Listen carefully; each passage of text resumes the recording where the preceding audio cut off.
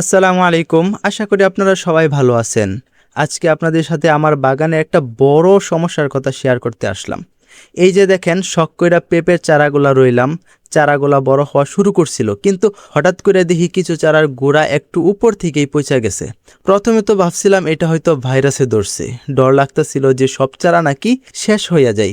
কিন্তু তারপর একটু ভালো কইরা মাটি সরাইয়া দেখলাম, না, ঘটনা ভাইরাস না, এটা হইতাছে সরাসরি শিকড় পচা রোগ। মাটি থেকে একটু পচনটা ধইরা আস্তে আস্তে চারার মাঝখান দিয়া পয়চা গাছটার একেবারে মাইরা ফেলাইতেছে। তো এই সমস্যার সমাধানের জন্য আমি সাথে সাথে বাজারে গেলাম।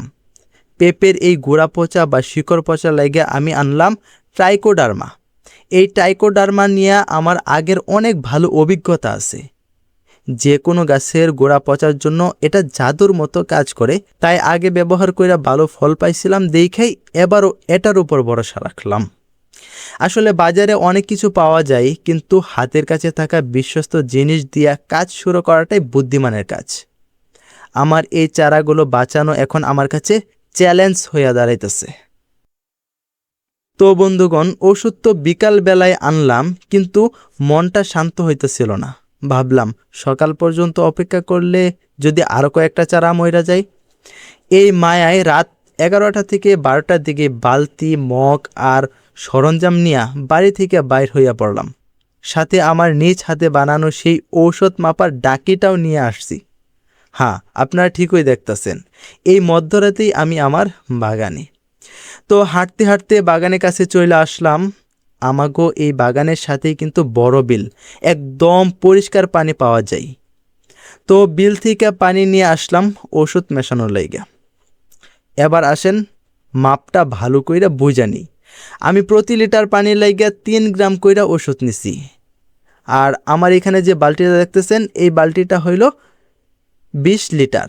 সেই ক্ষেত্রে 60 গ্রাম ওষুধ হয়, আমি একটু বাড়ায়া 66 গ্রাম নিছি, যাতে ভালো রেজাল্ট পাই। এরপর ড্রামের ভেতর ভালো কইরা মিশাইয়া নিলাম। মনে রাখবেন, পরিমাপটা ঠিকঠাক না হলে কিন্তু কাঙ্ক্ষিত ফল পাওয়া যায় না। তাই আমি সময় নিয়ে ধীরে সুস্থিরে কাজটা শুরু করতেছি। বন্ধুগণ, এবার ঔষধ দেওয়ার পালা। আমি স্প্রে না কইরা সরাসরি চা খাওয়ার কাপটাই ব্যবহার করতেছি। চারার পাতার একটু নিচ থেকে একেবারে গোড়ার মাটি আর শিকড় পর্যন্ত ভিজাইয়া দিতেছি।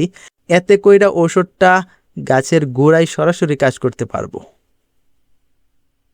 ইনশাআল্লাহ, আমার বিশ্বাস এইভাবে ট্রিটমেন্ট করার পর আর নতুন কইরা কোনো চারা মরবে না। তো ভিউয়ার্স, আপনারা তো জানেনই, কৃষক মানুষের ঘুম তো গাছের সাথেই থাকে। তাই এই রাতে কষ্ট করে আসলাম। ভিডিওটা দেখে যদি আপনাদের উপকার হয়, তাইলে আমার এই রাতের কষ্ট সার্থক হবে। সবাই দোয়া করবেন আমার বাগানের লাইগা। আজকের মতো বিদায় নিচ্ছি। আল্লাহ হাফেজ।